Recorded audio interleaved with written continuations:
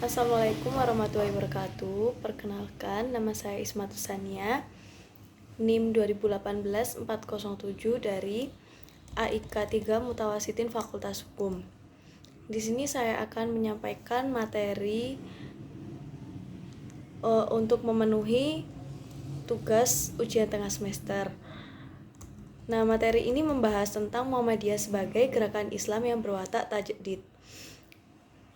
Muhammadiyah terlahir melalui proses yang panjang dan didasari semangat dan percikan renungan yang dimiliki banyak orang. Bukan sebuah kebetulan ketika Muhammadiyah menjadi modernis. Modernis Muhammadiyah lahir sebagai respon atas sejarah, bukan spontanitas. Ketika Muhammadiyah lahir di tengah-tengah kemiskinan dan kebodohan semasa rezim Belanda, Muhammadiyah lahir dengan banyak respon pendidikan modern dan mengembangkan spirit atau semangat ke dalam masyarakat. Lahirnya Muhammadiyah di tengah-tengah masyarakat ini memiliki banyak respon yang baik dari masyarakat yang terlena dengan keadaan tradisional dan mempercampur adukkan ajaran agama. Muhammadiyah hadir dengan semangat tajdid dan purifikasi. Kiai Ahmad Dahlan sendiri mendirikan Muhammadiyah dalam bentuk organisasi, bukan sebuah partai politik.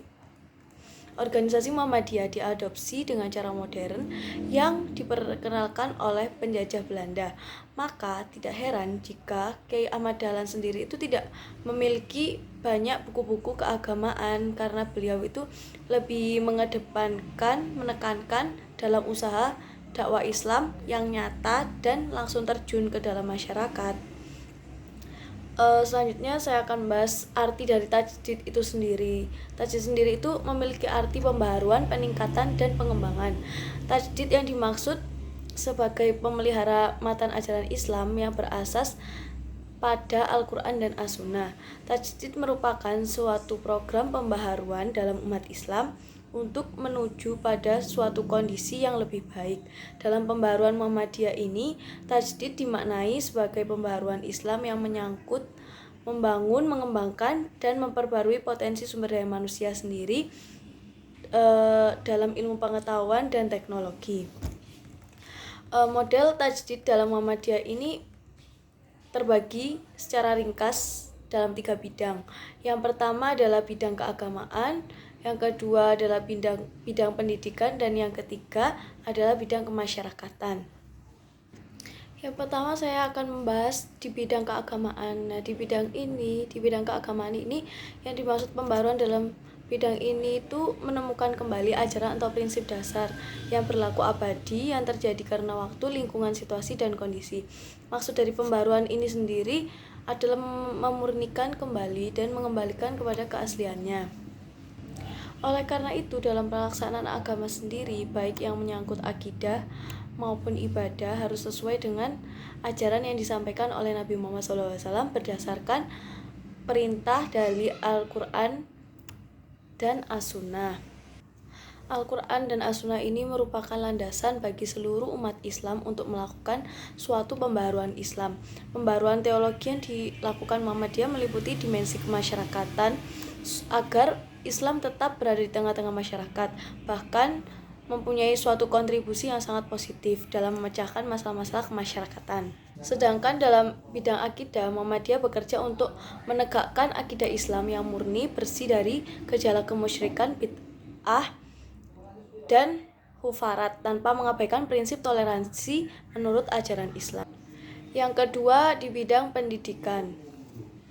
Dalam bidang ini, Muhammadiyah menjadi pelopor dan menyelenggarakan sejumlah pembaharuan dan inovasi yang sangat nyata. Muhammadiyah berusaha keras menyebarluaskan Islam lebih luas dan lebih dalam melalui pendidikan. Tidak heran jika lembaga-lembaga pendidikan yang didirikan oleh organisasi Muhammadiyah ini sangat berkualitas dan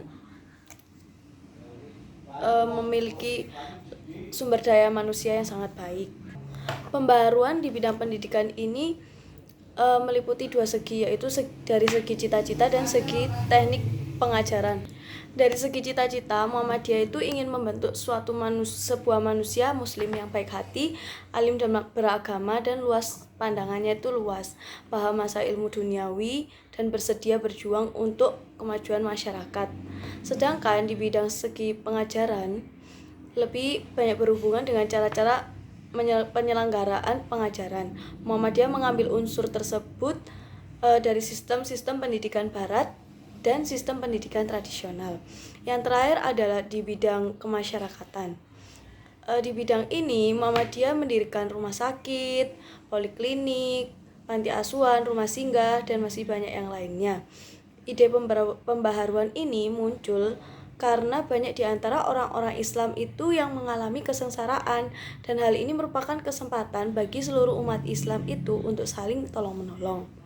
Usaha pembaruan dalam bidang sosial kemasyarakatan ini ditandai dengan didirikannya Pertolongan Kesengsaraan Umum pada tahun 1923. Ide dibalik pembaruan ini karena banyaknya orang Islam mengalami kesengsaraan.